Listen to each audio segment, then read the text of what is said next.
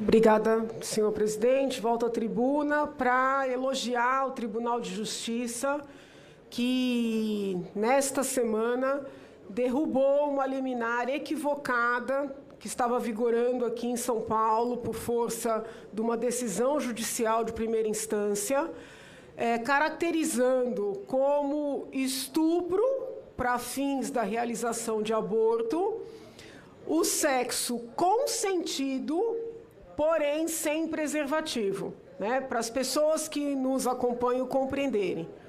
Houve uma solicitação à Justiça aqui de São Paulo para obrigar os médicos a fazerem aborto toda vez que uma mulher procurasse ou procure o sistema de saúde, dizendo que consentiu na relação sexual, porém, desejava que essa relação fosse praticada com preservativo e não foi, e por isso essa mulher se sentiu violada e deseja, ou por meio do pleito à justiça, exige a realização do aborto. Médicos, inclusive, foram constrangidos com situações como essas.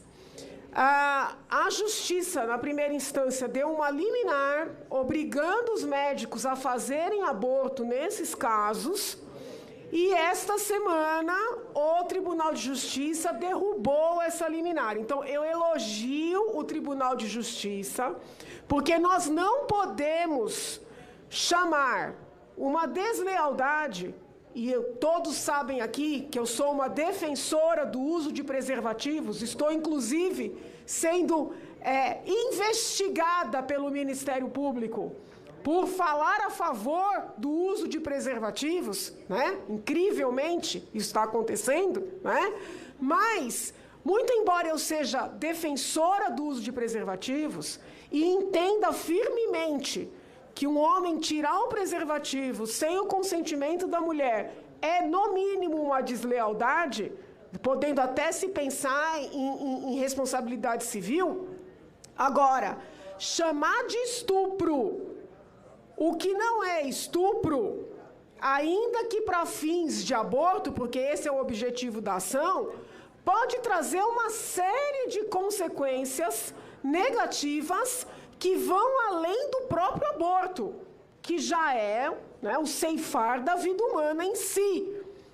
Então, a Justiça de São Paulo acerta quando impede que algo que não é estupro seja tratado como estupro para fins de aborto, porque amanhã, quantos homens não poderão ser acusados de um crime grave? Ouso dizer que o crime de estupro é um dos mais graves do nosso ordenamento, por força de um relacionamento consentido. Então, essas ações que vêm sendo interpostas com apoio de partidos políticos, com apoio de figuras políticas, para alargar os casos em que se admite o aborto, né? Essas ações, elas são irresponsáveis, não só pelo aborto em si, que já justificaria a minha crítica, mas para as consequências penais também.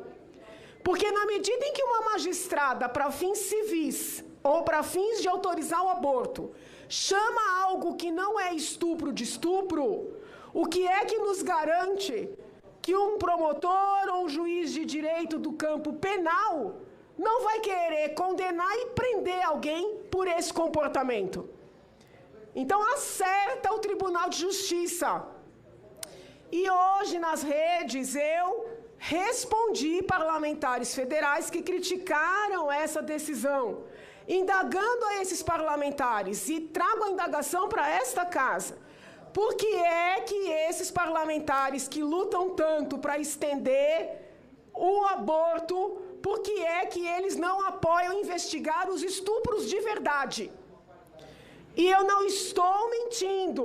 Tem projeto de lei meu na Assembleia Legislativa e tem projeto de lei meu aqui nesta casa dizendo o seguinte: toda vez que uma mulher é vítima de um estupro e busca o sistema de saúde para fazer um aborto, este estupro precisa ser notificado para ser investigado. como acontece com qualquer outro caso de violência contra a mulher. Por que é que essas parlamentares que tanto peticionam para largar as causas de aborto não apoiam esse projeto? Então fica aqui a pergunta que fiz nas redes hoje e muita gente não compreendeu. Fica aqui na tribuna.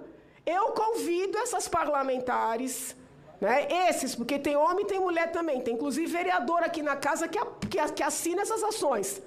Tá? Eu convido todos eles a apoiarem a investigação desses estupros, inclusive contra crianças e adolescentes, que depois do aborto, que tanto eles querem fazer, são devolvidas para os ambientes onde foram estupradas, não raras vezes engravidam de novo e voltam para abortar de novo. É isso, senhor presidente.